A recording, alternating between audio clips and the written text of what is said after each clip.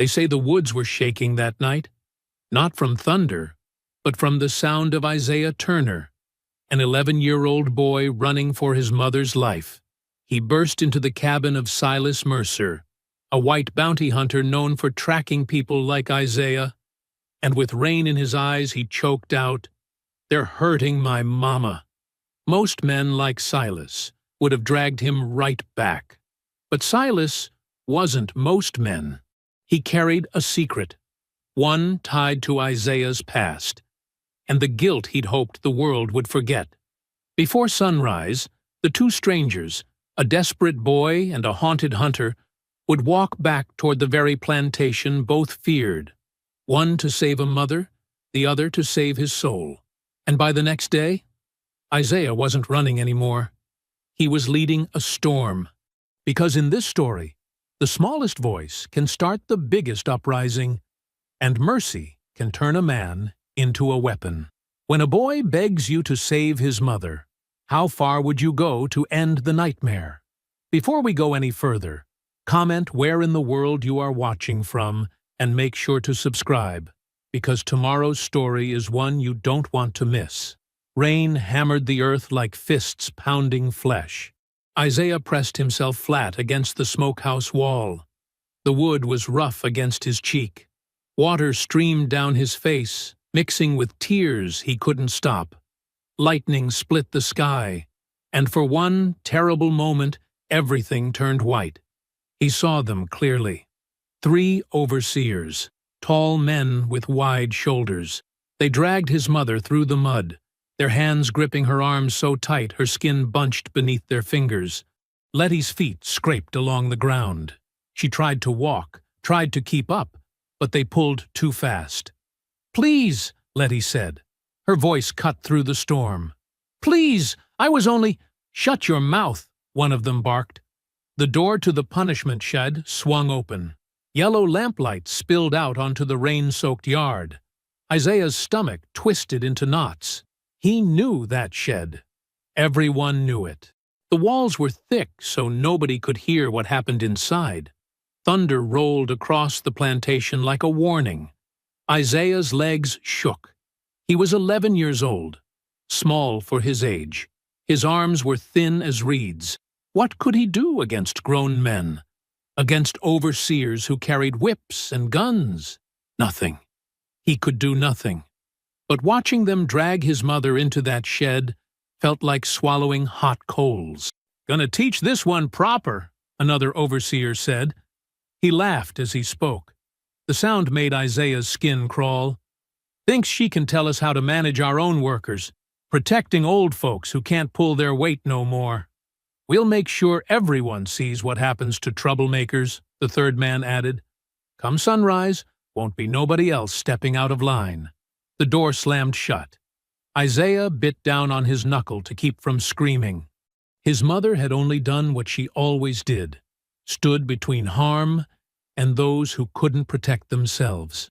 Earlier that day, 2 elderly workers had collapsed in the cotton field.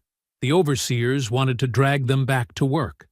Letty had stepped forward, calm and steady, and said they needed water and rest first. She'd said it quiet, respectful, the way she always spoke. It hadn't mattered. Now she would pay for her kindness. Isaiah's mind raced.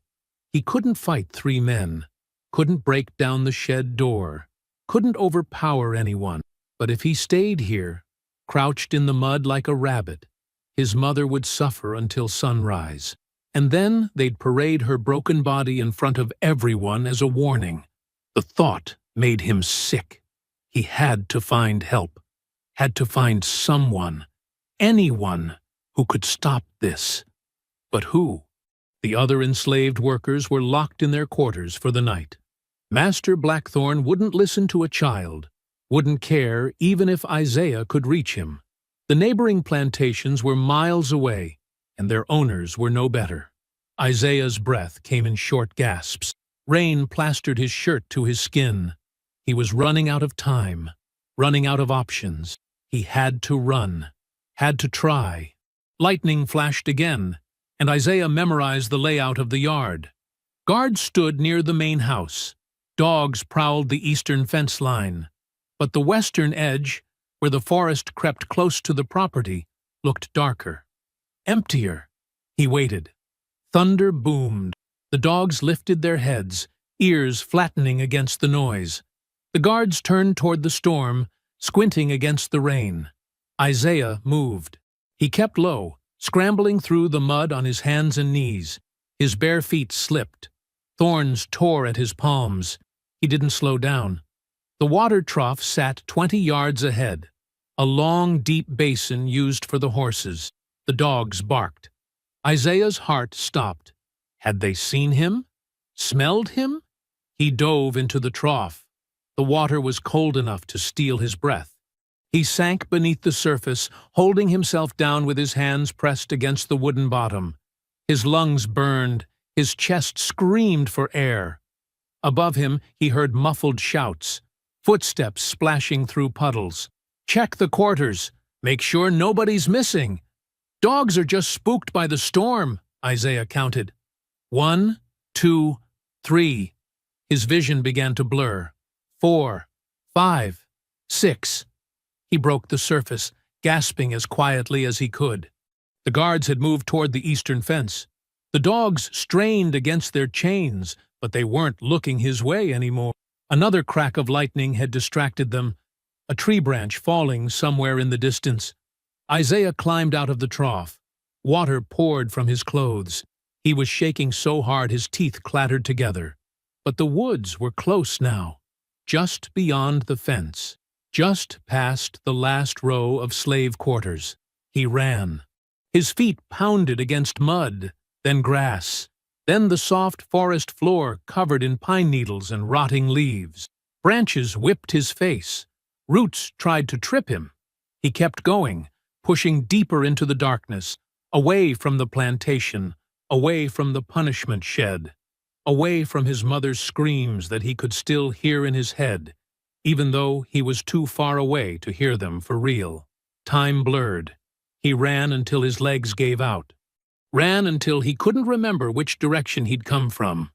The storm followed him, soaking him through, turning the world into a wet, black maze. Hours passed. Maybe. Isaiah couldn't tell anymore. His feet bled, his lungs ached, his whole body shook with cold and exhaustion. Then he saw it. A light. Dim. Flickering. Like a single lantern burning in a window. A cabin sat tucked between the trees, small, weathered, half hidden by overgrown brush. Isaiah had never seen it before. Never knew anyone lived this deep in the woods. Hope surged through him like lightning. He stumbled forward. His legs barely worked. His vision swam. But he made it to the porch, made it to the door. Isaiah collapsed onto the rough wooden planks. He pounded on the door with what little strength remained. "Please!" His voice cracked, broke. "Please! They're hurting my mama!" Inside the cabin, Silas Mercer sat at a rough-hewn table, cleaning his rifle by lamplight. The storm rattled the shutters. Wind howled through gaps in the logs. He'd lived alone in these woods for 2 years now, and he'd learned to read the sounds of the forest. Tonight felt different. The air carried a tension that had nothing to do with weather. He set down his cleaning rag and picked up the rifle. Something moved on the porch. Silas rose slowly, his joints creaking.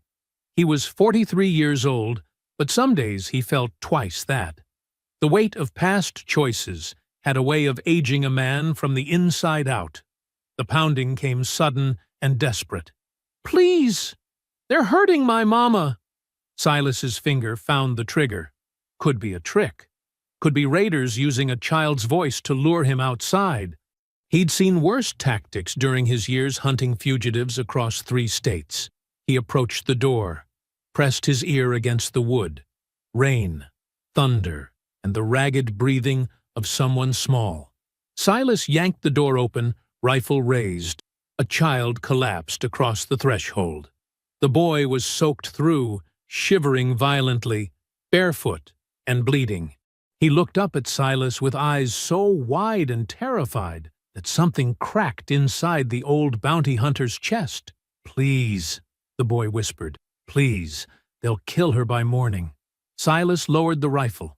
His hands moved on instinct, reaching down to scoop the child up before his brain caught up with his body. The boy weighed almost nothing, just skin and bones and rain-soaked clothes. "Easy now," Silas said.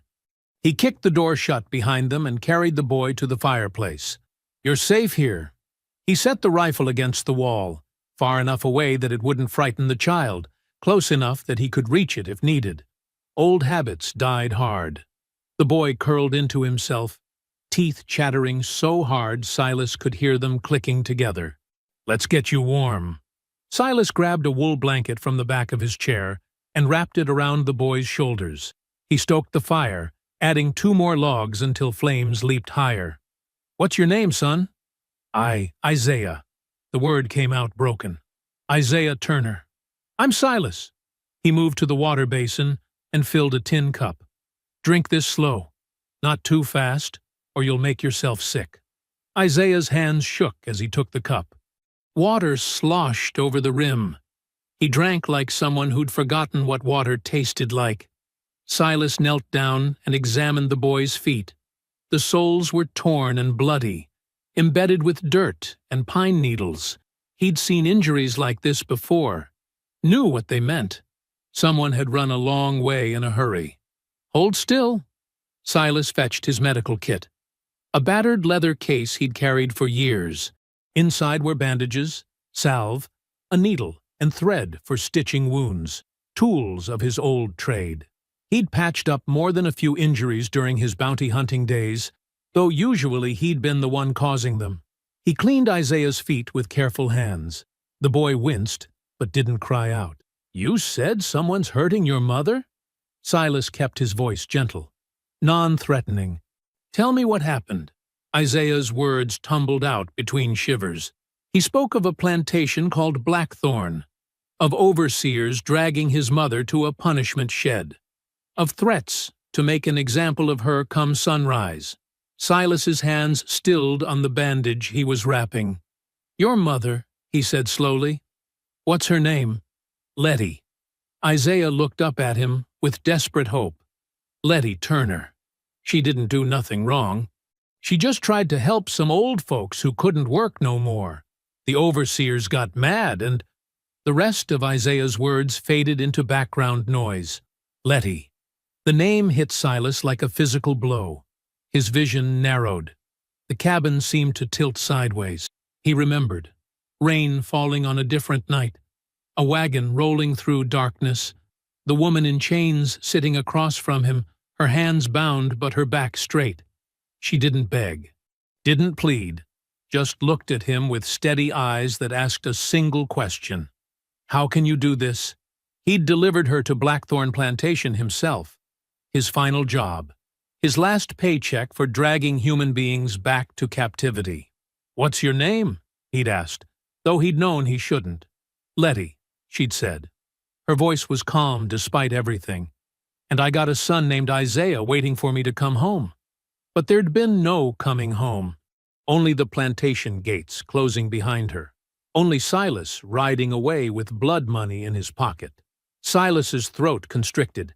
His hands trembled as he finished tying off Isaiah's bandage. "Mister?" Isaiah's voice cut through the memory. "Mr. Silas? Can you help her?"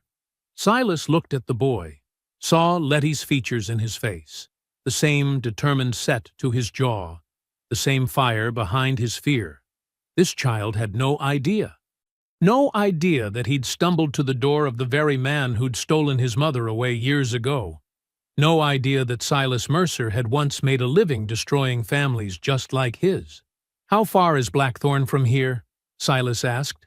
His voice came out rougher than he intended. "I don't know. I ran for hours, through the woods. I didn't know where I was going. I just saw your light and—" Isaiah grabbed Silas's sleeve. "Please, you got to help her. She's all I got."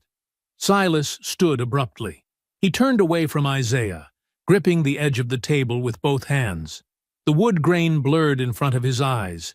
He'd quit bounty hunting 2 years ago. Quit because he couldn't stomach what he'd become. Couldn't look at himself in the mirror anymore. He'd tried to make amends in small ways, forged passes for runaways, left supplies at known safe houses, turned a blind eye when he spotted fugitives in town. But he'd never forgotten Letty Turner's face, never stopped hearing her say her son's name. And now that son sat behind him, wrapped in a blanket, waiting for an answer. "I owe that woman more than she'll ever know," Silas whispered to himself. The storm had softened to steady rain by the time Isaiah's breathing evened out into sleep. Silas stood by the window, watching water drip from the eaves. The sky had shifted from black to deep gray. Dawn wasn't far off. Maybe an hour, maybe less. He looked back at the boy curled up by the fire. Isaiah had finally stopped shivering. The blanket rose and fell with each breath. His feet were wrapped in clean bandages, and he'd eaten the bread and salted meat Silas had given him. Small mercies, but sleep wouldn't save Letty Turner. Silas moved across the cabin floor, careful to avoid the boards that creaked. He'd memorized which ones made noise during his first week living here. A man who'd spent years tracking people learned to walk silent as a ghost. He knelt in the corner farthest from the fireplace. His fingers found the gaps between two floorboards and lifted. The boards came up smooth and quiet. Beneath them sat a wooden crate. Silas pulled it out and set it on the floor beside him. Inside were the tools of his new trade, the one nobody knew about except him and the people he'd helped slip away in the night. Forged travel papers sat in neat stacks, each one carefully aged to look legitimate. He'd learned the art from a printer in Charleston who owed him a favor. The signatures were perfect copies of officials who'd never signed their names to freedom.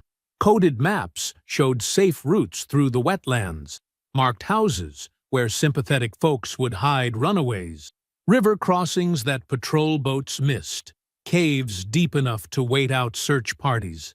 Lantern signals were written on scraps of paper, sequences of light that meant all clear, or danger ahead, or meet at the oak tree. Tools lined the bottom of the crate, lock picks, wire cutters, a small saw that could cut through iron shackles if you had patience and time. Silas ran his hand over the contents. 2 years of secret work. 2 years of trying to balance scales that would never be even. He'd helped 19 people escape so far. 19 souls who might have died otherwise, but he'd caught and delivered 47 during his bounty hunting years. The math didn't work in his favor. It never would. Should he tell Isaiah about this? Show him that he wasn't just some random white man living in the woods? Silas closed his eyes, imagined the conversation. "Listen, boy. I know you got no reason to trust me, but see, I used to hunt people like your mother for money. Dragged them back to plantations in chains. Made a good living at it too. But I quit, and now I help folks escape. So that makes it all right, doesn't it?" No, it didn't make anything right. And the boy would see it exactly that way. Would see Silas as one more white man with too much power over black lives. Someone who'd switched sides but still held all the cards. Still got to decide who lived and who died, who went free, and who stayed in chains. Isaiah would be right to see it that way. Silas lowered the crate back into its hiding place, replaced the floorboards carefully. The secret would stay buried. He'd help Letty because it was the only decent thing to do, not because he wanted credit for it. He stood and turned around. Isaiah's eyes were open. Silas froze. How long had the boy been awake? "What were you doing?" Isaiah asked. His voice was thick with sleep but alert. "Nothing." Silas moved away from the corner. "Just checking something." Isaiah sat up, the blanket falling from his shoulders. He looked at the floorboards, then at Silas, then back at the floor. His expression was unreadable. Silas waited for the question, waited for Isaiah to demand answers. Instead, Isaiah said, "I need to tell you about Blackthorn, about where they keep people. The tension in Silas's chest eased slightly. The boy hadn't seen anything, or if he had, he was choosing not to ask about it. All right. Silas pulled a chair closer to the fire and sat down. Tell me everything you remember. Isaiah spoke with surprising clarity for someone his age. He described the layout of the plantation with the precision of someone who'd studied it for survival. The punishment shed sat behind the main house, a small building with iron rings bolted to the walls. No windows. One door that locked from the outside. The overseer barracks were near the eastern fence. 3 men usually slept there, but sometimes more during harvest season. They kept their rifles by their beds, and their dogs chained outside. The livestock yard stretched along the southern property line. Horses, mules, chickens. The animals made noise at night, which meant movement there wouldn't draw as much attention. The auction pen stood empty most of the time. A raised platform surrounded by rails. Isaiah's voice went quiet when he talked about it. Said he'd watched people sold there, families separated, children crying for parents who couldn't reach them anymore. Silas listened without interrupting. Every detail mattered. Every piece of information could mean the difference between success and disaster. When Isaiah finished, Silas asked, "How many overseers total?" 5 that I seen regular. Maybe more I don't know about. Armed? All of them. Rifles and whips. Dogs? 6. Big ones. Mean. Silas stood and walked to the far wall where he kept his weapons. A rifle. A pistol. A hunting knife. Not an arsenal, but enough. He also gathered other supplies. 2 canteens filled with water. Dried meat wrapped in cloth. A map of the wetlands he'd drawn himself after months of exploration. Isaiah watched him work. You really gonna help her? Silas paused. The question hung in the air between them. He could say no. Could send Isaiah back into the rain and pretend this night never happened. Could go back to his quiet existence, helping strangers he'd never have to look in the eye. But Letty Turner wasn't a stranger, and her son was standing right here waiting for an answer. Yes, Silas said. I'm gonna help her. Isaiah's shoulders sagged with relief. Thank you. Thank you so much. Don't thank me yet. Silas pulled his spare coat from a peg on the wall and tossed it to Isaiah. We might not make it in time. We might get caught. We might get killed. You understand that? Isaiah slipped the coat on. It hung past his knees like a dress, but it would keep the rain off. I understand. But we got to try. We got to try, Silas agreed. He loaded the rifle and tucked the pistol into his belt, slung the canteens over his shoulder, folded the map and put it in his pocket. The cabin suddenly felt too small, too safe. Out there in the wet morning forest, danger waited. Armed men, trained dogs, a system designed to crush anyone who challenged it. But Letty Turner was out there too, probably still alive, probably still hoping someone would come. Silas walked to the door, put his hand on the latch. The rain drummed against the roof in steady rhythm. He looked back at Isaiah. The boy stood by the fire, swimming in an oversized coat, his bandaged feet barely touching the floor. He looked impossibly young, impossibly fragile. But his eyes held something Silas recognized, something he'd seen in mirrors during his darker years, the look of someone who'd do whatever it took to survive, who'd sacrifice anything to protect the people they loved. Stay close, Silas said, and stay quiet. He opened the door. The rain had stopped, but the forest floor stayed slick with mud. Silas stepped carefully, testing each footfall before putting his weight down. Isaiah moved ahead of him like a shadow, ducking under branches that barely reached Silas's chest. The boy knew these woods. That much was clear. This way, Isaiah whispered, veering left around a fallen log thick with moss. There's a creek up ahead.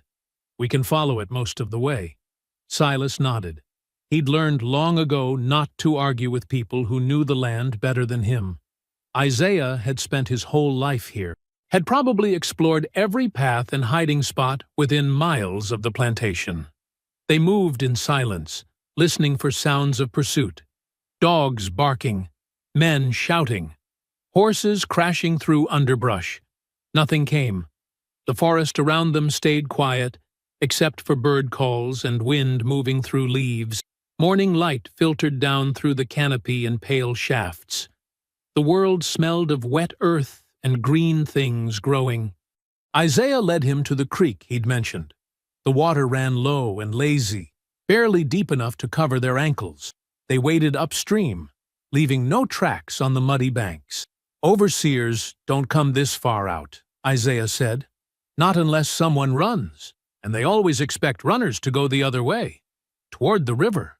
"Why don't they?" Silas asked. "Because that's where the patrol boats are, where the trackers wait." Isaiah glanced back at him. "Most folks who run get caught in the first day, brought back and whipped in front of everyone. Makes people scared to try." Silas's jaw tightened. He'd been part of that system once, had tracked people through woods just like these, had dragged them back to punishment he never stayed around to witness. They walked for another hour. Isaiah pointed out landmarks only someone who'd traveled these routes would notice. A tree with bark stripped in 3 places, a rock shaped like a broken tooth, a bend in the creek where wild mint grew thick. "We fetch water here sometimes," Isaiah explained, "when the well by the quarters runs low. And Miss Ora, she comes out to gather herbs for medicine. The overseers let her because she treats their cuts and fevers too." Smart, Silas thought. Make yourself valuable to the people who owned you. Give them a reason to need you alive. The creek led them through dense undergrowth where sunlight barely reached. Thorns caught at Silas's clothes. Isaiah slipped through the same spaces without leaving a mark. Around mid-morning, the trees began to thin. Isaiah held up a hand and crouched low. Silas did the same. "Ridge is just ahead," Isaiah breathed. "We can see the whole plantation from there, but we got to be careful." Sometimes they post a guard. They crawled the last 50 yards on their bellies. The wet ground soaked through Silas's shirt and pants. His rifle dragged in the mud. He'd clean it later if they survived this. The ridge dropped off sharply on the far side. Below, blackthorn plantations spread out like a map drawn in wood and dirt. Silas had seen plantations before, had delivered human cargo to dozens of them over the years. But seeing one through Isaiah's eyes made it different somehow, made the horror of it sharper. The main house stood white and tall with columns across the front. Behind it, smaller buildings clustered like an infection. The punishment shed Isaiah had described. The overseer barracks, storage building, a barn. Further out, the fields stretched in neat rows. Cotton plants stood waist-high, their bowls not yet ready for harvest. A few workers moved between the rows even now, their backs bent under the noon sun. "There," Isaiah pointed to a small structure behind the main house. "That's where they took Momma. I saw them drag her inside." Silas studied the building. One door. No windows he could see. Iron rings mounted to the outside walls. Probably more inside, too. A place designed for one purpose only. "Guard rotation?" he asked. Isaiah squinted. 2 men usually. They swap out every 4 hours. Next change should be around 2 o'clock. Good. That gave them information they could use. Movement near the main house caught Silas's attention. 2 wagons rolled into the yard, pulled by horses that looked too fine for hauling goods. The drivers climbed down, brushing dust from expensive coats. Traders. Silas's stomach turned. He knew their type. Had worked with men like them. They bought and sold human beings the way other merchants traded in tobacco or cotton. "They're early," Isaiah whispered. "Auction's not supposed to be till next week." Silas watched as Jeremiah Blackthorne emerged from the main house. The plantation owner was a tall man with silver hair and a coat that probably cost more than most people earned in a year. He shook hands with the traders, like they were old friends. 3 overseers joined them in the yard, rifles slung across their backs. One carried a leather-bound book, probably a ledger. The group moved to a shaded area near the barn, too far away to hear words, but their body language told a story. Blackthorn gestured toward the punishment shed. One of the traders nodded and made notes. The overseer with the ledger opened it and pointed to entries. Silas felt ice form in his chest. "What are they doing?" Isaiah asked. Silas didn't answer right away. He watched the men talk and gesture, watched Blackthorn point toward the fields, then toward the quarters where enslaved families lived. The trader made more notes. "They're planning something," Silas said finally. "Something big." One of the overseers left the group and returned minutes later with another man, this one wearing the rough clothes of a driver. The driver spoke to Blackthorn, who nodded and pointed toward the punishment shed again. The pattern became clear, the timing, the early arrival, the ledger full of names. "Oh, God," Silas breathed. "What?" Isaiah's voice climbed higher. "What is it?" "They're planning a punishment display. At dawn tomorrow, probably. Something public to scare everyone before—" He stopped. "Before what?" Silas turned to look at Isaiah. The boy deserved the truth. "Before a mass sale. They're going to sell multiple families at once, probably tomorrow or the day after." Isaiah's face went pale. "How many families?" "I don't know. But your mama's name is in that ledger. I'd bet my life on it." Below them, the meeting continued. Blackthorn shook hands with the traders again. Money changed hands. A deposit, most likely.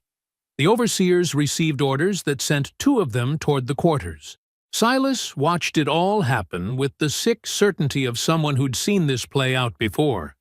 The system worked like a machine, efficient, ruthless, designed to break spirits before breaking up families. He'd been a cog in that machine once, had helped it run smooth. A patrol emerged from the tree line on the far side of the plantation, 4 men on horseback with dogs running ahead. They were sweeping the perimeter, probably looking for Isaiah. "We need to move," Silas said. "Now!" They crawled backward from the ridge, staying low until the trees gave them cover. Then they ran deeper into the forest, putting distance between themselves and the patrol. They didn't stop until they reached a dense thicket, where the undergrowth grew too thick for horses. Silas collapsed against a tree trunk, breathing hard. Isaiah crouched beside him, his face streaked with dirt and fear. For a long moment, neither spoke. The weight of what they'd seen pressed down like a physical thing. Finally, Isaiah broke the silence. His voice came out fierce and tight. "We can't just take my mama." Silas looked at him. "They'll hurt all the others," Isaiah continued. His hands curled into fists. "Everyone whose name is in that book. Everyone they're planning to sell. We can't leave them." Silas closed his eyes.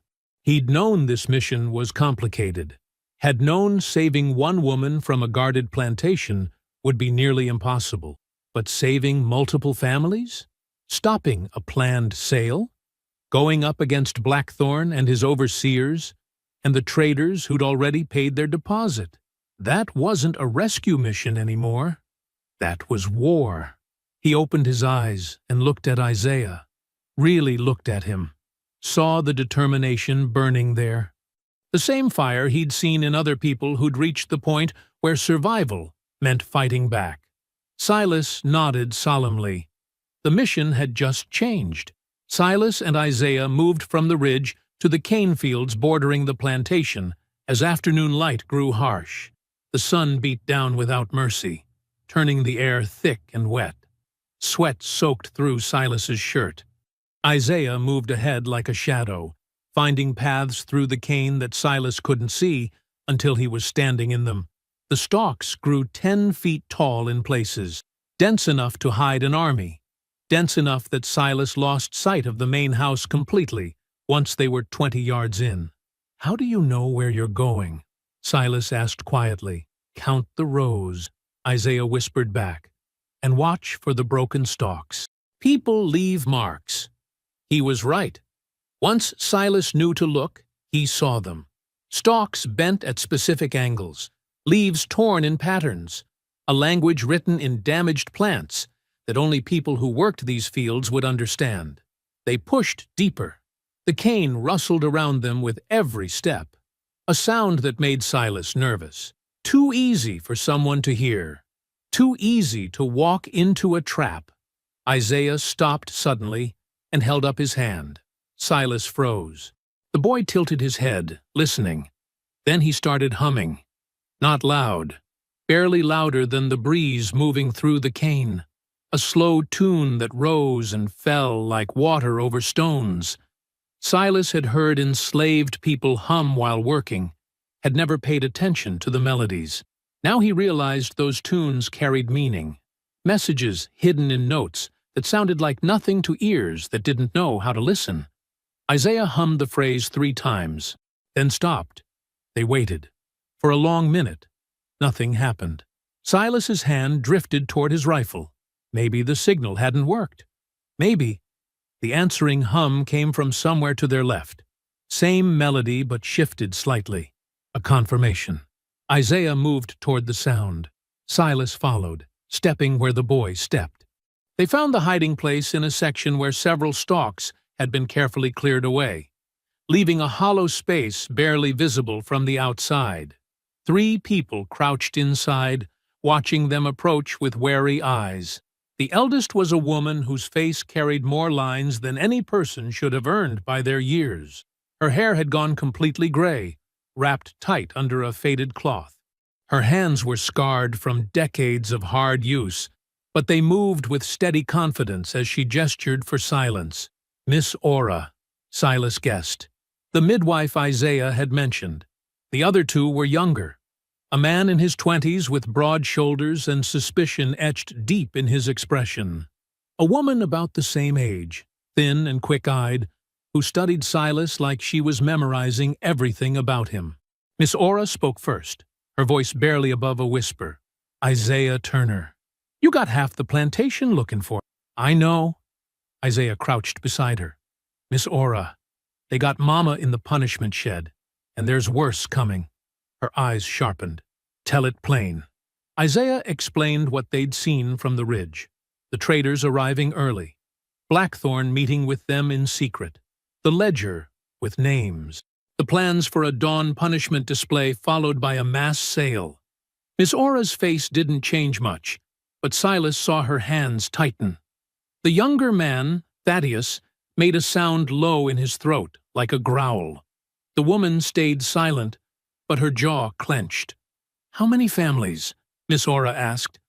We couldn't tell for certain, Silas said, but based on what I saw, at least 6, maybe more. All 3 sets of eyes turned to him then, really seeing him for the first time, taking in his white skin, his rifle, his worn coat that marked him as someone who lived outside the plantation's boundaries. Who are you? Thaddeus asked. His voice carried an edge sharp enough to cut. Name's Silas Mercer. I know that name. Thaddeus stood up, his size suddenly obvious in the cramped space. I know your face, too. You ran bounties. Caught people trying to get north. Silas didn't flinch. I did. You brought them back to places like this. Got paid for it. Yes. The young woman, Pearl, shifted position slightly, putting herself between Miss Ora and Silas. Protective. Thaddeus took a step forward. And now you want us to trust you? To let you help us? I don't expect trust, Silas said evenly. I'm just offering what I know. You can use it or not. Why? Miss Ora's question cut through the tension. Why now? Why this? Silas looked at Isaiah. The boy stared back at him with eyes that had seen too much for 11 years. Because I brought Letty to this plantation, Silas said. Years ago.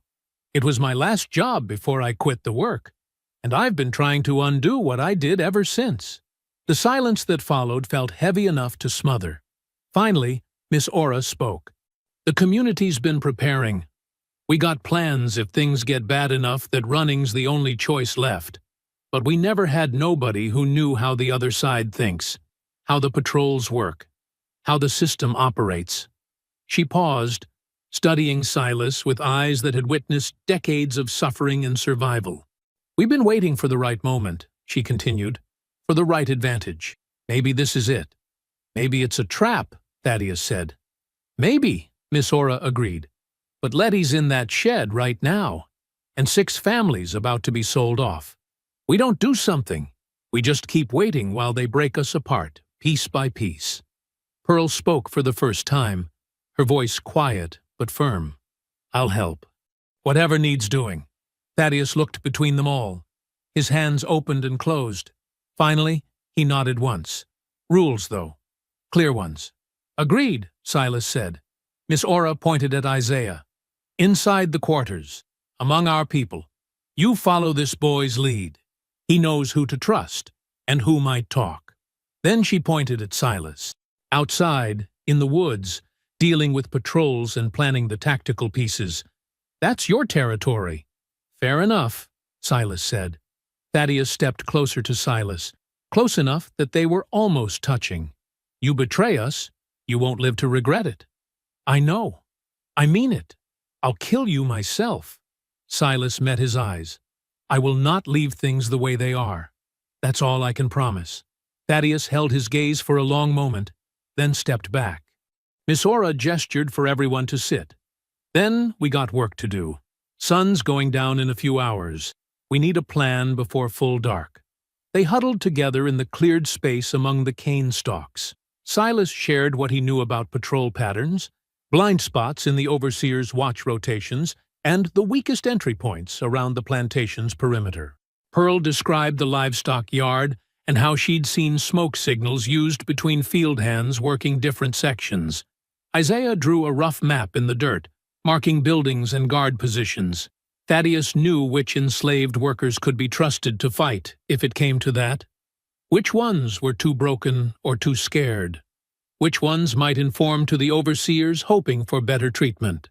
Miss Ora coordinated it all, asking questions that made them think deeper, plan better. The afternoon faded into evening.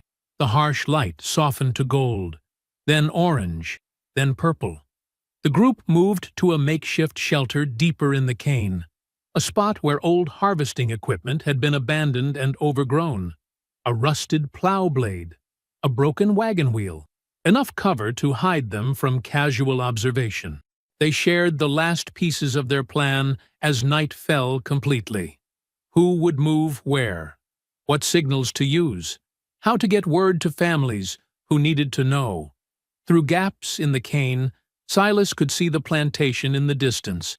Torches flickered to life around the main house and the overseer barracks. More torches burned near the punishment shed, where Letty was still held. The lights looked like eyes watching them, warning them, daring them to try what they were planning. Night swallowed the plantation whole. The torches became small islands of light in an ocean of darkness. In the hollow near the fields, the group gathered around a single lantern turned so low it barely gave off more than a glow. Isaiah sat cross-legged beside Silas, watching the man's hands move through a series of gestures. 1 finger up meant stop. 2 fingers meant move forward. A closed fist meant danger close by. An open palm meant all clear.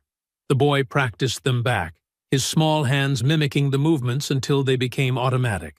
"Good," Silas said quietly. "Now the sound signals." He made a soft clicking noise with his tongue against his teeth. 2 short clicks, followed by 1 long one. Isaiah repeated it. "That means I'm in position and ready to move," Silas explained. "You respond with 1 long click and 1 short. Tells me you heard and understood." They ran through the signals again and again until Isaiah could do them without thinking, until the patterns lived in his muscle memory rather than his conscious mind. Miss Ora crouched nearby with Pearl and Thaddeus, going over their own preparations. She'd drawn lines in the dirt, showing the layout of the enslaved quarters, which cabins held people they could trust, which ones they needed to avoid, where the best escape routes led.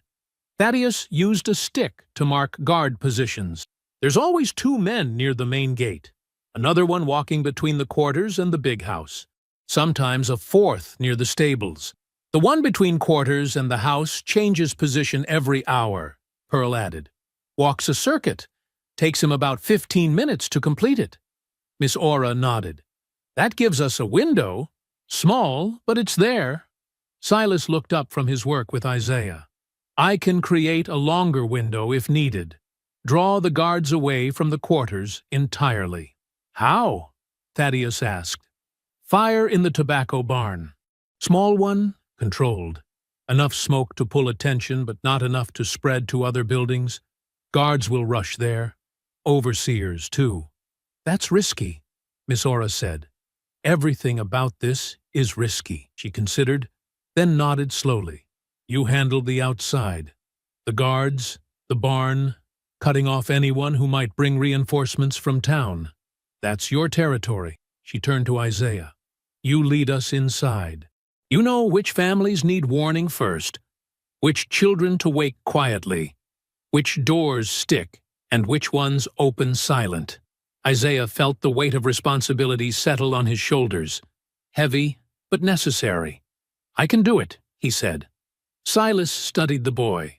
Such a small frame to carry so much. But Isaiah's eyes held steady. Determined. They continued dividing responsibilities. Silas would handle external distractions and create chaos that pulled attention away from the real mission. He'd cut fences where needed, block roads that led toward town, make sure no one could easily call for help from outside. Isaiah would move through the quarters with Miss Aura, Pearl, and Thaddeus, quietly waking families who needed to run, freeing people locked in holding cells, getting everyone organized enough to move as a group when the moment came. The plan required perfect timing, perfect coordination. One mistake would collapse everything. Isaiah shifted his position beside the lantern. The dim light carved shadows across his young face. I don't trust white men, he said suddenly. Silas went still. Most of them just hurt us, Isaiah continued. Use us. Sell us. Don't matter if they smile while doing it or not. I know. But you've been different. Since I showed up at your door, you've been helping. Even when you didn't have to. Silas felt the confession he'd been holding back rise in his throat. The truth about delivering Letty years ago. About being the reason she ended up here in the first place. He opened his mouth to tell the boy everything, then stopped. Isaiah needed to stay focused, needed to believe in this mission without the complication of knowing his mother's betrayer was sitting right next to him. There would be time for truth later, if they survived. I'm trying to do right now, Silas said instead. That's all I can offer. Isaiah nodded. That's enough for today. They fell into silence. Around them, the others continued preparing. Silas sharpened a knife on a whetstone, the soft scraping sound rhythmic and steady. He checked his rifle's ammunition, made sure the powder stayed dry, tested the flint. Isaiah practiced moving through the brush surrounding their hollow, testing each step before putting his full weight down, learning which spots made noise and which ones stayed quiet. He moved like water, finding the path of least resistance. Miss Aura watched him with approval. That boy's got natural skill for this. He's had to develop it, Silas said. Living under Blackthorn's watch. We all have. They organized themselves into sleep shifts, 2 people awake at all times while the others rested. Silas took first watch with Thaddeus, an uncomfortable pairing, but necessary. The night deepened around them. Insects sang in the darkness. Somewhere far off, a dog barked once, then fell silent. When Isaiah's turn came to sleep, he curled up near the dying lantern and closed his eyes. Sleep came quickly, driven by exhaustion. He dreamed. In the dream, his mother stood in darkness calling his name. Her voice sounded distant and broken. He tried to run toward her, but his feet wouldn't move. The harder he tried, the further away she seemed to get. Isaiah, she called. Baby, where are you? I'm coming, Mama. I'm coming. But the distance between them only grew. He woke with a start just before dawn, his heart pounding. Pearl sat nearby on watch. She looked at him with understanding. "Bad dream?" He nodded. "We're going to get her back," Pearl said softly. "You believe that." Isaiah did believe it, had to believe it, because the alternative meant giving up, and he'd come too far for that. Miss Ora stirred awake next, then Thaddeus, then finally Silas. They ate a small meal in the pre-dawn darkness, bread scraps and apples that Miss Ora had managed to hide away. Not much, but enough to quiet empty stomachs. The food tasted like dust in Isaiah's mouth. He forced himself to eat anyway. Would need the strength for what came next. The sky began to lighten. Not true sunrise yet, but that gray time before when darkness started losing its grip. Birds began their morning songs. The plantation's roosters crowed from somewhere beyond the cane fields. Silas extinguished the lantern completely. They packed away everything that might make noise or reflect light. The group stood together one final time. 5 people about to attempt something that could save lives or end them. Silas looked at each face, memorizing them. Then he turned to Isaiah and nodded once. The boy nodded back. Silas leaned close and whispered 2 words that set everything in motion. "It's time." They dispersed like smoke, each person moving toward their assigned position. Silas headed toward the plantation's western edge, where the tobacco barn stood. Thaddeus circled toward the eastern fence line. Pearl moved toward the quarters from the south. Miss Ora and Isaiah approached from the north, using the route Isaiah knew best. The group melted into the landscape, becoming shadows among shadows, silent, determined. The plantation slept on, unaware of what crept toward it through the breaking dawn. The first pale light of dawn stretched thin fingers across Blackthorn Plantation. The sky shifted from black to deep purple to bruised gray. Isaiah moved through that twilight like a ghost, his bare feet silent on packed earth. He reached the first cabin door and tapped 3 times, soft, deliberate, a pattern that meant trust. The door cracked open. A woman's face appeared, eyes wide with fear and recognition. "Isaiah? Child, what are you—" "Get your babies," he whispered. "Get them quiet and ready to move. When you hear shouting from the barn, that's when you run." "Run where?" "North Woods. Miss Ora knows the way. She'll be waiting." The woman hesitated for only a heartbeat, then nodded. The door closed as quietly as it had opened. Isaiah moved to the next cabin, then the next, knocking his pattern, delivering his message, watching hope and terror war across familiar faces. Some people trusted him immediately. Others needed convincing. But Isaiah had grown up alongside these families. They knew his mother, knew him. That counted for something. He worked his way through the quarters cabin by cabin, his heart hammering against his ribs with each knock. Any moment, someone might raise an alarm. Any moment, this could all collapse. But the plantation stayed quiet, still sleeping off yesterday's labor. On the western edge of the property, Silas crouched near the overseer barracks, a low wooden building with a single door and 2 windows. 4 men slept inside, the ones responsible for discipline, for punishment, for keeping everyone in line through fear. Silas pulled a metal spike from his kit, 6 inches long, filed to a sharp point on one end. He'd used similar tools years ago for breaking into locked buildings during manhunts. Now he used those same skills in reverse. He wedged the spike between the door and its frame, driving it deep into the gap with careful strikes from a rock wrapped in cloth to muffle the sound. The spike bit into wood and held firm. Even if someone inside tried to open the door, it wouldn't budge more than an inch. Not a permanent solution, but it would buy precious minutes when those minutes mattered most. Silas moved away from the barracks toward his next objective. Every step calculated, every movement deliberate. Behind the barn, Miss Ora worked at a different kind of lock. Two men sat chained to iron rings embedded in the barn's foundation. Both had been there since yesterday's attempted work stoppage, a silent warning to anyone else who might consider resistance. Miss Aura produced a thin piece of wire from inside her sleeve. She'd learned lockpicking from her grandmother, who'd learned it from her grandmother before that. Knowledge passed down through generations of women who understood that survival sometimes required skills the masters would never approve. The first lock clicked open after 30 seconds of careful manipulation. The man inside flexed his freed wrists, wincing at the pain but saying nothing. The second lock proved more stubborn, newer, better made. Miss Aura worked the wire with infinite patience, listening for the tiny sounds that meant progress. Click, shift. Almost there. The lock surrendered.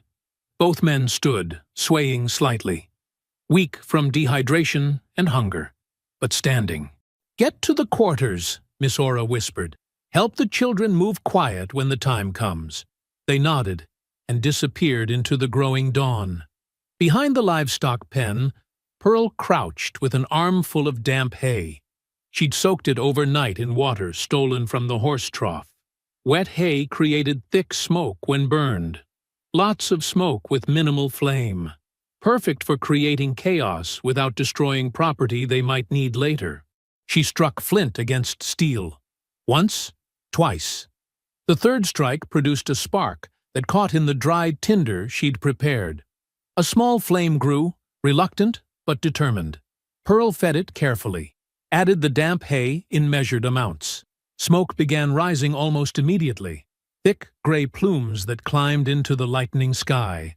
Somewhere nearby, a rooster crowed its morning announcement.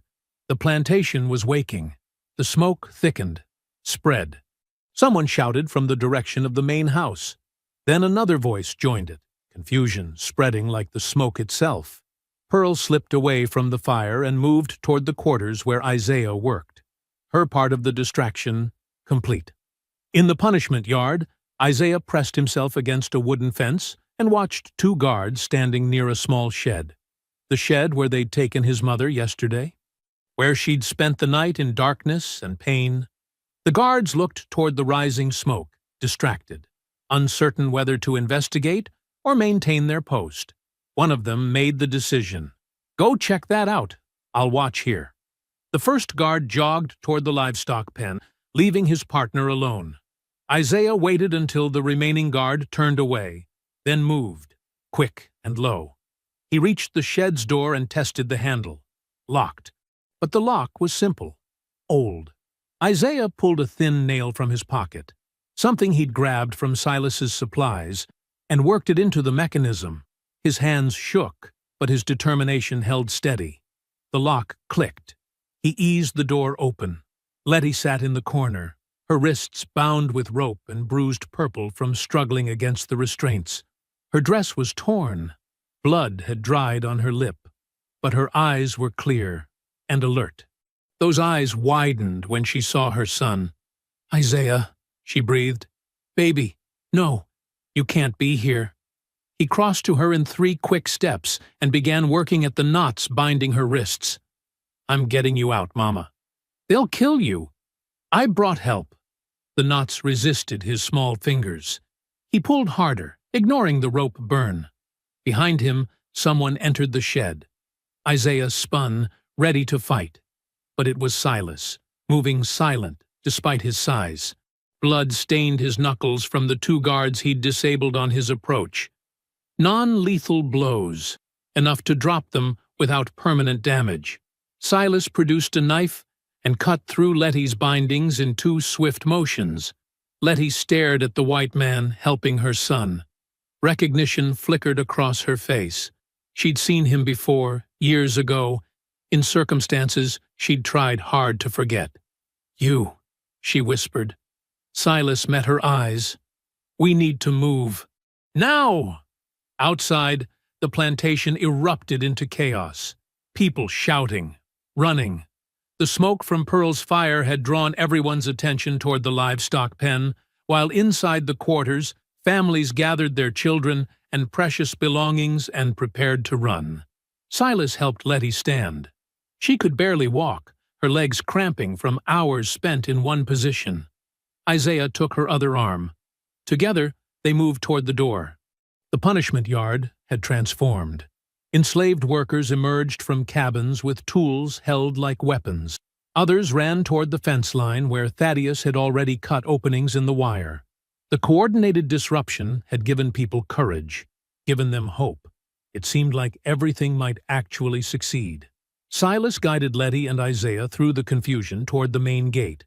30 yards, 20. So close to freedom that Isaiah could taste it. Then Jeremiah Blackthorne appeared. He stood in the gateway flanked by 6 armed men. Not overseers from the plantation. These were reinforcements brought in from somewhere else.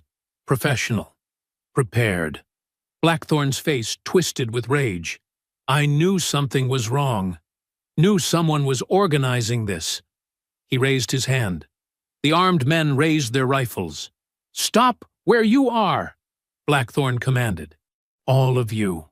The yard fell into terrible stillness. Enslaved workers froze mid-step. The smoke from Pearl's fire drifted across the scene like a curtain. Isaiah felt his mother's hand tighten on his shoulder. Silas stepped forward, putting himself between the rifles and the people behind him. Let them go, Silas said. Blackthorne's eyes narrowed. I should have known.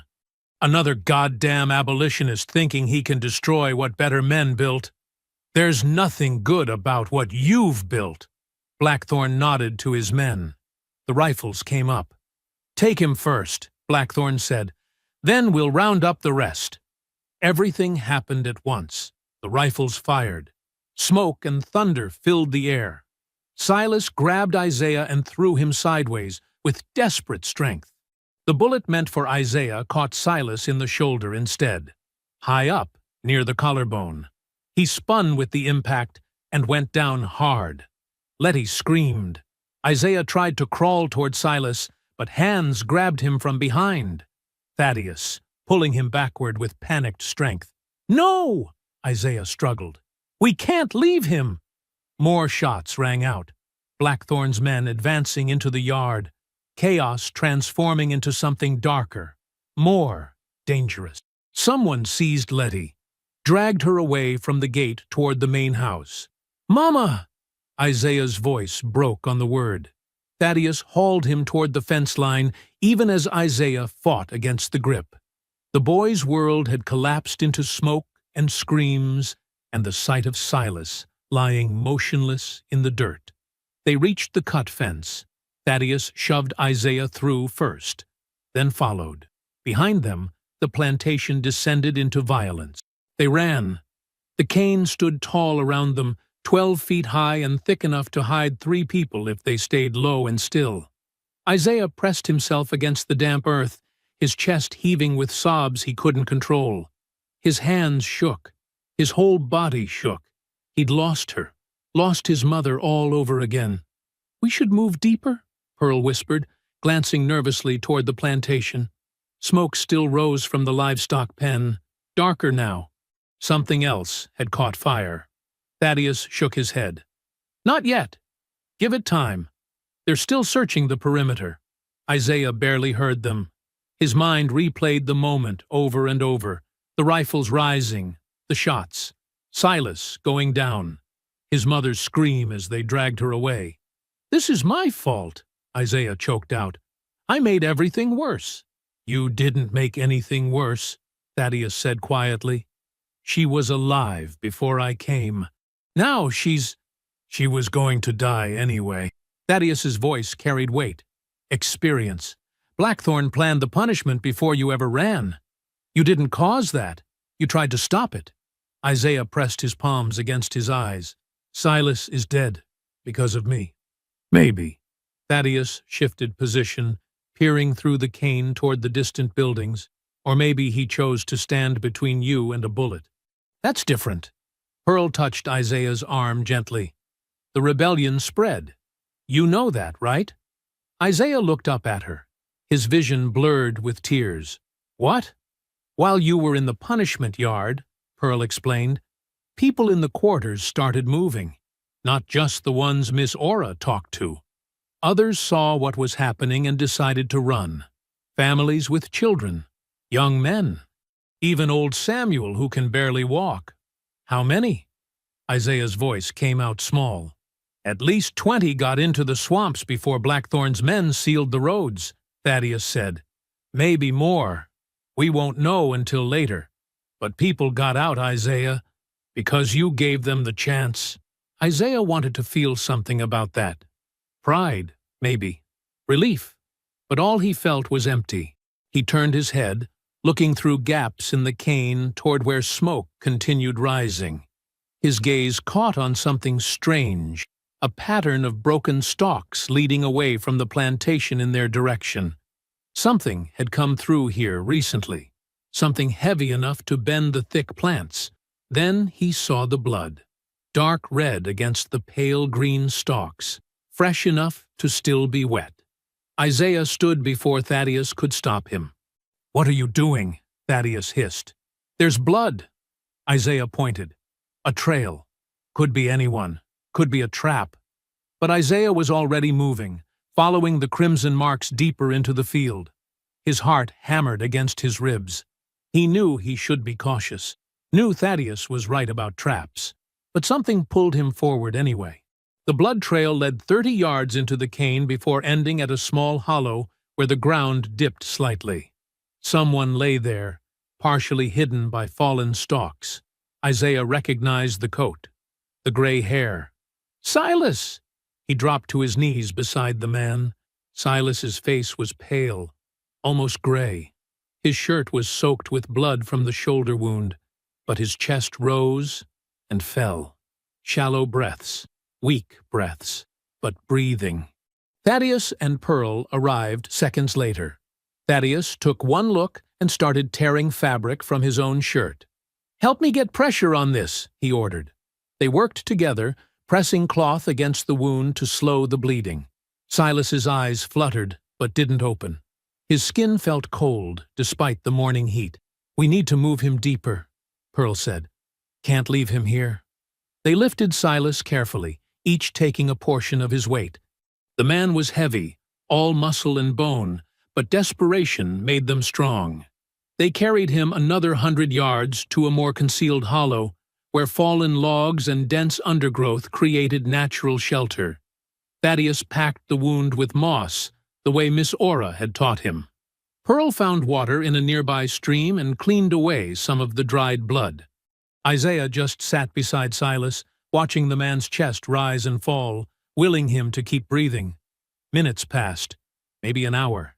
Time felt strange in the cane fields. Then Silas's eyes opened. He stared up at the sky for a moment, confused. Then his gaze found Isaiah. "You're alive?" Silas rasped. "So are you." Isaiah's voice broke. "I thought, takes more than one bullet." Silas tried to sit up, but Thaddeus pushed him back down. "Don't move. You'll start bleeding again." Silas settled back, but kept his eyes on Isaiah.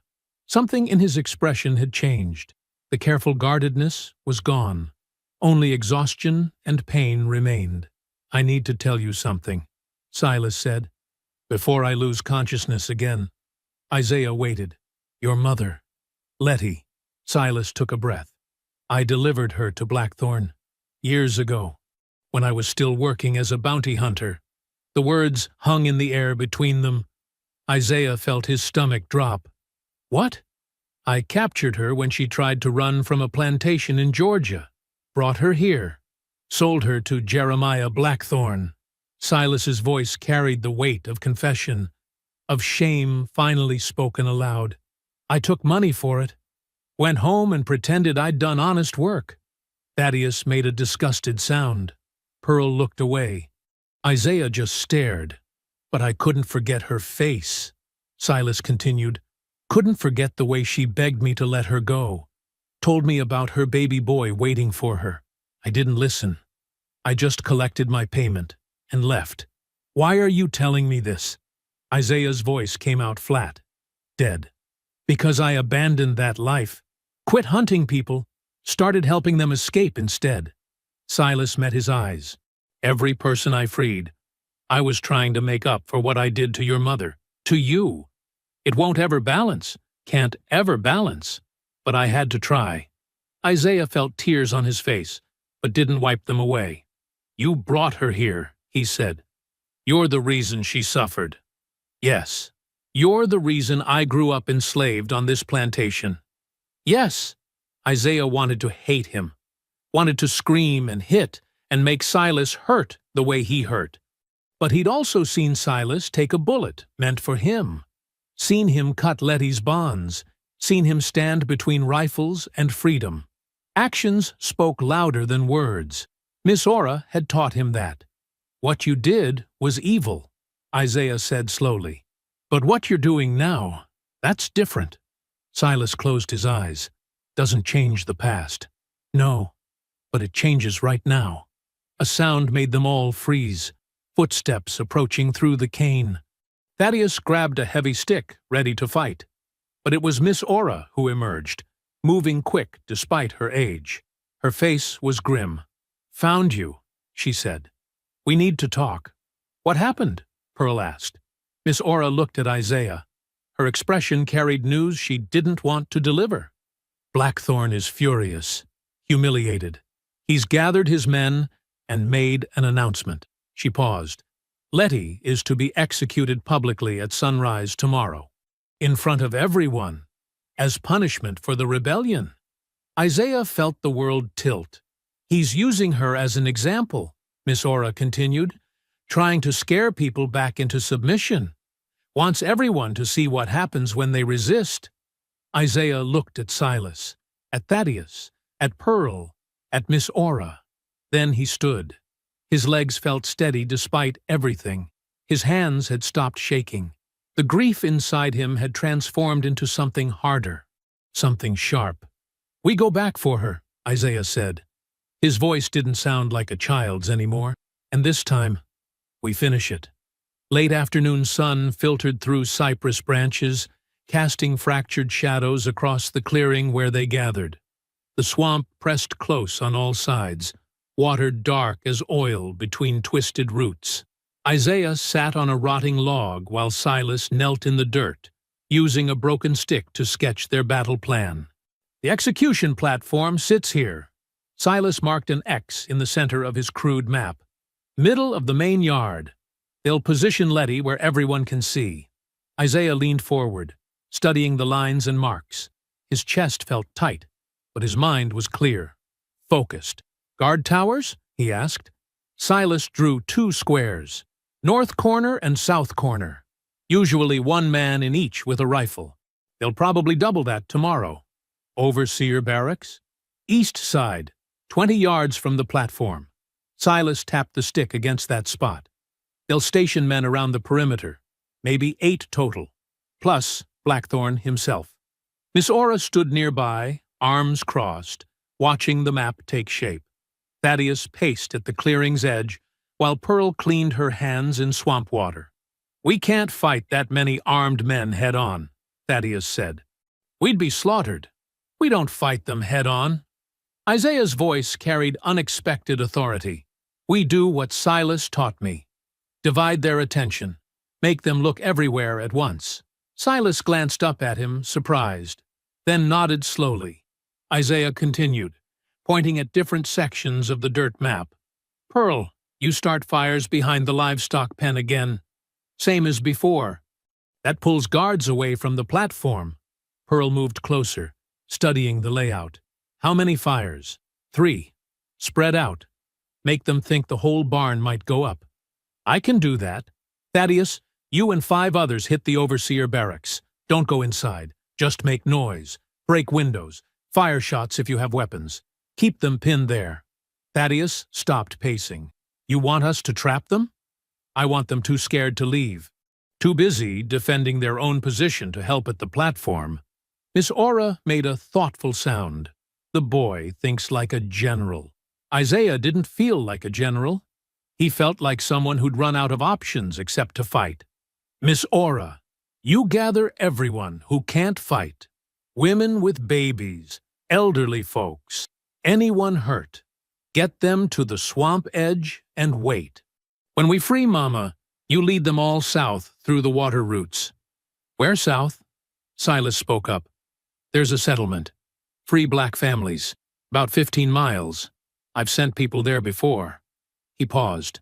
They'll take you in. Miss Aura studied Silas for a long moment, then nodded. We'll be ready. What about the platform itself? Pearl asked. How do we get Letty down before they… She didn't finish the sentence. Isaiah looked at Silas. The supports. If we cut them, the whole thing collapses. It's built from pine, Silas confirmed. 4 main posts. Heavy, but an axe could do it. Or a saw. We have an axe in the tool shed, Thaddeus said. If it's still there, then that's my job. Isaiah's voice didn't waver. I get to the platform. I cut the supports. When it falls, I grab Momma and run. Silas shook his head. You can't do that alone. You'll be exposed. Then come with me. They looked at each other. The former bounty hunter and the enslaved child planning revolution together. 2 people who shouldn't trust each other, but did anyway. The wound, Silas started. We'll kill you slower than Blackthorn's men will kill me, Isaiah interrupted. I need you there. Silas held his gaze, then reached down and added 2 small marks to the dirt map, showing their approach route. We come from the west. Use the smokehouse for cover until Pearl's fires start. Then we move fast. How fast? Fast enough that they don't have time to shoot us. It wasn't much of a plan, but it was the only one they had. A sound made everyone turn. Footsteps approaching through the swamp. Multiple sets. Thaddeus grabbed his stick again. But the figures that emerged weren't overseers. They were enslaved people from Blackthorn. Dozens of them. Families who'd escaped during the first uprising. Young men who'd hidden in the swamps. Even a few who'd been too scared to run before, but found courage now. They came carrying what they could. Hoes, hammers, kitchen knives, lengths of chain. An older man Isaiah recognized from the fields stepped forward. His name was Moses. He'd worked Blackthorn land for 30 years. Heard you survived, Moses said, looking at Isaiah. Heard you're planning to go back. Isaiah stood. We're getting my mother, and anyone else who wants to leave. Then we're coming with you. More voices joined in. Agreement, determination, anger that had been building for years finally finding an outlet. Miss Aura organized them quickly, sorting people by ability. Strong young men who could fight, women who could tend wounds, children who needed protecting. Within an hour, they had nearly 40 people ready to act. Silas watched it happen with something like awe on his face. You did this, he said quietly to Isaiah. We did this. Thaddeus distributed tools and weapons. A pitchfork here, a club there, a rusted blade. Pearl showed people how to move quietly through brush. Miss Aura taught hand signals for communication when voices might give them away. As twilight deepened, Silas pulled Isaiah aside. They walked to the edge of the clearing where fireflies had begun their nightly dance. I can't undo what I did to your mother, Silas said. To you. Isaiah picked up a smooth stone, turning it over in his fingers. No, you can't. But I can stand with you tomorrow. I can try to make the future different, even if the past stays the same. Isaiah threw the stone into the dark water, watched ripples spread outward. My mama used to tell me something, he said, before they took her to the punishment shed. She said people aren't just one thing. They're capable of terrible evil and surprising goodness sometimes in the same breath. Your mother sounds wise. She is. Isaiah's voice hardened on that word. Present tense, not past. And she's going to stay alive long enough to know you helped save her. They didn't shake hands, didn't embrace. But something passed between them anyway. An understanding that transcended words. They prepared through the night in shifts. Some slept while others sharpened tools or reviewed signals. Isaiah found himself unable to rest, so he walked among the gathered people, learning names, sharing quiet words of encouragement. These weren't warriors. They were farmhands and cooks and mothers and children, people who'd been beaten down by a system designed to break them. But they were here, ready to fight.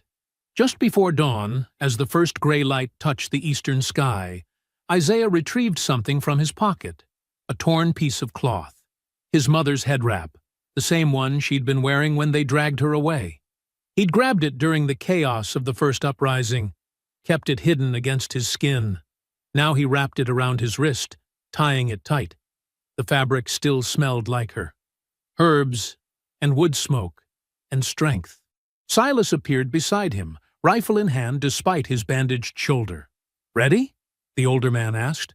Isaiah looked at the gathered people, at Miss Ora organizing the non-fighters, at Thaddeus and Pearl checking their supplies, at Moses and the field hands gripping their tools like soldiers holding swords. Then he looked back at Silas and nodded. They moved out in the pre-dawn darkness. No speeches, no grand declarations. Just 40 people walking silently through the swamp toward Blackthorn Plantation. Isaiah led them forward, his mother's head wrap tight around his wrist, heading back to the place he'd run from 2 days ago. This time, he wasn't running away. This time, he was coming to finish what he'd started. The second dawn arrived cold and gray. Mist rose from the damp earth like ghosts watching what was about to unfold. Jeremiah Blackthorn stood on the execution platform, hands clasped behind his back, like a man surveying his kingdom. 6 armed overseers flanked him in a semicircle, rifles held ready. At the platform's center, Letty Turner knelt with her wrists bound to an iron ring bolted into the wood. Her dress was torn. Bruises marked her face, but her eyes stayed open, scanning the tree line as if she somehow knew what was coming. Isaiah watched from the cover of the smokehouse wall, 50 yards away. His heart hammered against his ribs so hard he thought the overseers might hear it. Beside him, Silas checked his rifle one final time, wincing as the movement pulled at his wounded shoulder. All around the plantation perimeter, hidden in brush and behind buildings, 40 people waited for the signal. Isaiah reached into his pocket and pulled out 2 smooth stones. He looked at Silas. The older man nodded once. Isaiah knocked the stones together. Twice, sharp cracks that carried across the morning air. For a heartbeat, nothing happened. Then the hay cart near the barn exploded into flame. Pearl had soaked it in lamp oil during the night. Now it burned like the sun had fallen to earth, sending black smoke spiraling into the dawn sky. Flames leaped toward the barn's wooden wall. 2 overseers shouted and ran toward the fire, abandoning their posts. That's when the noise started from the east side. Thaddeus and 5 others crashed into the overseer barracks area, smashing windows with clubs, firing a single rifle shot into the air, creating chaos and confusion. More guards rushed that direction. On the platform, Blackthorn turned sharply, trying to understand what was happening. His remaining 4 guards raised their rifles, scanning for targets. Near the quarters, Miss Ora and a group of women worked quickly, cutting chains from workers who'd been locked down overnight. Metal rang against metal as shackles fell away. People rose to their feet, free for the first time in years. Silas moved left, circling toward the platform's blind side. His rifle stayed low. He'd planted rope snares during the night. Crude, but effective. An overseer pursuing someone toward the tree line stepped wrong, and suddenly jerked upward as a concealed loop caught his ankle, hauling him off his feet. Another guard tried to aim at the running figures, but triggered a different trap. A bent sapling Silas had rigged released with vicious speed, its heavy branch catching the man across the chest and knocking him backward. The platform stood more exposed now. Blackthorn screamed orders, but his voice got lost in the growing chaos of smoke, shouts, and confusion. Isaiah didn't wait any longer. He burst from cover and ran straight toward the platform. A rifle cracked. The bullet hit dirt 2 feet to his left. Another shot. This one passed so close, he felt the air move against his ear. He kept running. His legs pumped. His breath came in gasps. The platform grew larger with each stride. An overseer stepped into his path, raising a club. Isaiah didn't slow down. He dove low, sliding in the mud beneath the man's swing, then scrambling back to his feet. 10 yards. 5. He leaped onto the platform steps just as Blackthorn turned toward him. The plantation owner's face twisted with rage and recognition. "You," Blackthorn snarled, reaching for a pistol at his belt. But Letty moved faster than anyone expected. Despite her bound wrists, she threw her weight sideways, her shoulder slamming into Blackthorn's knee. The man stumbled. Isaiah reached his mother. His hands shook as he pulled out the stolen blade, a kitchen knife Pearl had given him, and began sawing at the ropes binding Letty's wrists. The fibers parted. Strands snapped. Letty's hands came free. She grabbed Isaiah's face, checking him for injuries even as gunfire echoed around them. "Baby, we're leaving, Mama. Right now." That's when Silas appeared at the platform's far end, rifle leveled directly at Jeremiah Blackthorn's chest. The plantation owner had recovered his balance and now held his pistol, but Silas's weapon never wavered. "Put it down," Silas said quietly. Blackthorn's face went purple with fury. "You're a dead man, Mercer. You and every—" Silas cocked the rifle. The sound cut through Blackthorn's words like a blade. "I said, put it down." The pistol clattered to the platform boards. Silas moved closer, keeping the rifle trained on Blackthorn's center mass. With his free hand, he pulled folded papers from his coat pocket and threw them at the plantation owner's feet. "Sign them." "What?" "Emancipation papers. Every enslaved person on this property. Sign them. Now." Blackthorn laughed, a harsh, ugly sound. "You think anyone will honor?" "They will when witnesses see you sign." Silas gestured with the rifle barrel toward the growing crowd. People had emerged from everywhere. The escaped enslaved workers, townsfolk drawn by the smoke and commotion. Even the traders who'd arrived yesterday, now watching with wide eyes from a safe distance, all of them watching the platform. Moses stepped forward from the crowd, holding an ink pot and quill he'd retrieved from Blackthorn's own office during the chaos. "Sign it," Moses said. Not a request, a command. Blackthorn's hands trembled as he knelt and picked up the papers. His face had gone from purple to pale. He looked at the crowd, at the rifle, at the smoke rising from his burning property. He signed. Each page, every line. His hand shaking with rage, but moving nonetheless. When he finished, Moses took the papers carefully, holding them high so everyone could see the signatures. Witnesses called out confirmation. "I saw him sign. It's legal. He put his name to it." Blackthorn rose slowly, hatred burning in his eyes. "You'll hang for this, Mercer. Every one of you will—" He lunged forward, trying to grab the rifle. Silas stepped back smoothly. Thaddeus and 2 other men were already moving, converging on the platform. They caught Blackthorn before he could reach Silas, wrestling him down, pinning his arms. The plantation owner struggled and cursed, but he was outnumbered and outmatched. Isaiah helped his mother stand. Letty's legs wavered, weak from hours of kneeling, but she gripped her son's shoulder and found her balance.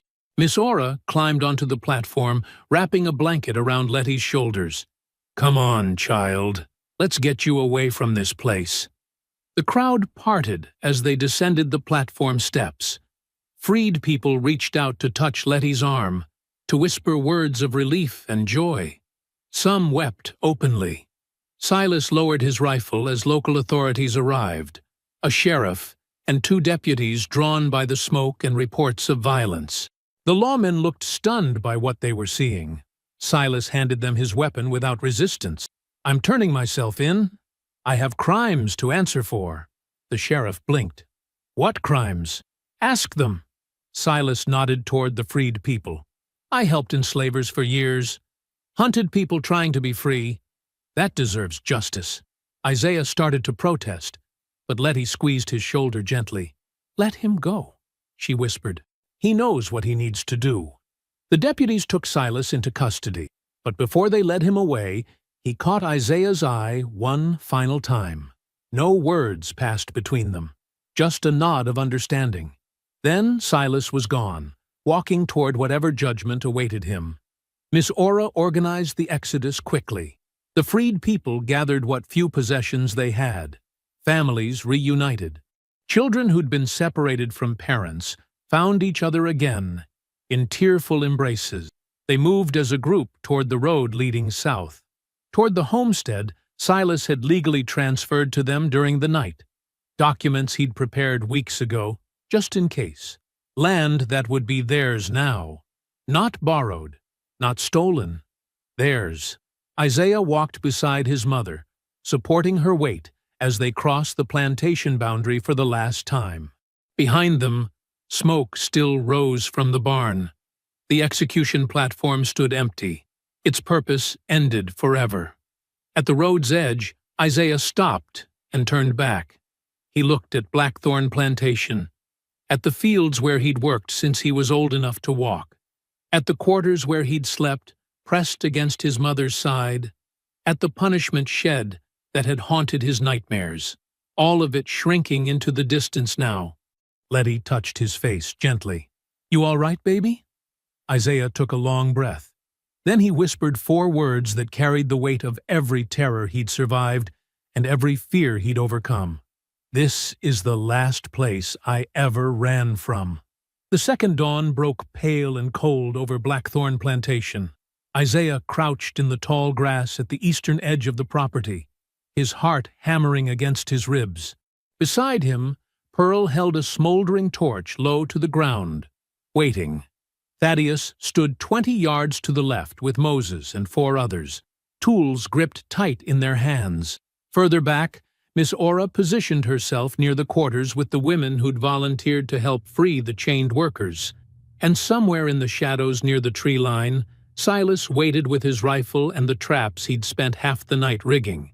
On the execution platform in the center of the yard, Jeremiah Blackthorn stood tall in his finest coat, flanked by 6 armed overseers. Letty knelt on the wooden boards before him, her wrists bound behind her back, her head held high despite everything. The platform had been built overnight, a hastily constructed stage meant to send a message to every enslaved person who might think of resisting. Blackthorn wanted them to watch, wanted them to see what happened to those who defied him. Instead, they would see something else entirely. Isaiah pulled 2 smooth stones from his pocket. His hands shook slightly as he brought them together once, testing the sound. Then twice more. Sharp, clear, the signal. Everything happened at once. Pearl touched her torch to the hay cart, positioned near the barn. The dry straw caught instantly, flames roaring to life with shocking speed. Black smoke billowed upward, thick and choking. Overseers shouted and ran toward the fire, abandoning their posts. That's when the noise started from the east side. Thaddeus and the others crashed into the area near the overseer barracks, smashing windows with clubs, firing a single rifle shot into the air to create maximum chaos and confusion. More guards rushed that direction, trying to locate the source of the attack. On the platform, Blackthorn spun sharply, attempting to understand what was happening. His remaining 4 guards raised their rifles, scanning desperately for targets. Near the quarters, Miss Aura and the women moved with practiced efficiency, cutting chains from workers who'd been locked down overnight. Metal rang against metal as shackles fell away. People rose to their feet, some weeping, others standing in stunned silence as freedom touched them for the first time in years. Silas moved through the chaos like a ghost, circling toward the platform's blind side. His rifle stayed low and ready. The traps he'd planted during the darkness worked exactly as intended. Crude, but devastatingly effective. An overseer pursuing a running figure toward the tree line stepped wrong. A concealed rope loop suddenly jerked tight around his ankle, hauling him off his feet with violent force. He hit the ground hard. The wind knocked from his lungs. Another guard tried to take aim at the figures moving through the smoke, but triggered a different trap. A bent sapling Silas had rigged released with vicious speed, its heavy branch catching the man square across the chest and knocking him backward into the dirt. The platform stood more exposed now, fewer guards protecting it. Blackthorn screamed orders, but his voice got lost in the growing thunder of smoke, shouts, and spreading confusion. Isaiah didn't wait any longer. He burst from his hiding place and ran straight toward the platform. A rifle cracked somewhere to his right. The bullet hit dirt 2 feet to his left, kicking up dust. Another shot followed. This one passed so close he felt the air move against his ear, hot and terrible. He kept running. His legs pumped harder. His breath came in ragged gasps. The platform grew larger with each stride, his mother's form becoming clearer. An overseer stepped directly into his path, raising a heavy club high. Isaiah didn't slow down. He dove low at the last second, sliding in the mud beneath the man's swing, then scrambling back to his feet without breaking momentum. 10 yards away now. 5. He leaped onto the platform steps just as Blackthorn turned toward him. Recognition flashed across the plantation owner's face, quickly replaced by pure rage. "You!" Blackthorn snarled, reaching for the pistol tucked into his belt. But Letty moved faster than anyone expected. Despite her bound wrists and weakened state, she threw her full weight sideways, her shoulder slamming hard into Blackthorn's knee. The man stumbled, his hand missing the pistol grip. Isaiah reached his mother in 2 strides. His hand shook violently as he pulled out the stolen blade, a kitchen knife Pearl had given him the night before, and began sawing frantically at the thick ropes binding Letty's wrists. The fibers resisted. He pressed harder, pulling the blade back and forth. Strands parted. More separated. The rope weakened. Finally it snapped completely. Letty's hands came free. She grabbed Isaiah's face immediately, checking him for injuries even as gunfire continued to echo around them, even as the world burned and fought and changed. "Baby, we're leaving, Momma. Right now. No more waiting." That's when Silas appeared at the platform's far end, his rifle leveled directly at Jeremiah Blackthorn's chest with absolute steadiness. The plantation owner had recovered his balance and now gripped his pistol, but Silas's weapon never wavered, never dropped an inch. "Put it down," Silas said. His voice carried quiet authority, despite the chaos surrounding them. Blackthorn's face went deep purple with fury. "You're a dead man, Mercer. You and every single one of these—" Silas cocked the rifle. The metallic click cut through Blackthorn's words like a blade through silk. "I said, put it down."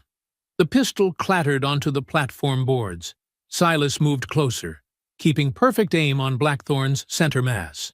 With his free hand, he pulled folded papers from inside his coat pocket and threw them at the plantation owner's feet. "Sign them." "What?"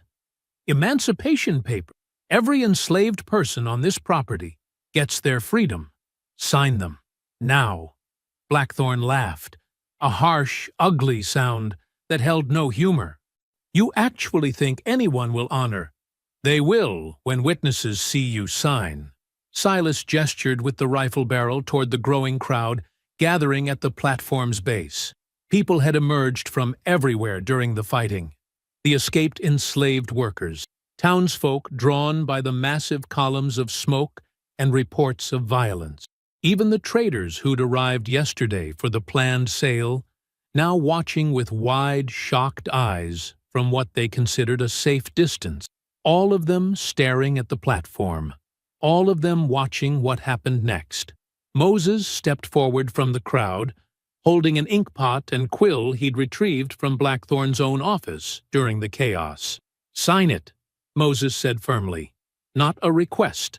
A command from a man who'd spent too many years taking orders. I hope you found that story powerful. Leave a like on the video and subscribe so that you do not miss out on the next one. I have hand-picked 2 stories for you that are even more powerful. Have a great day.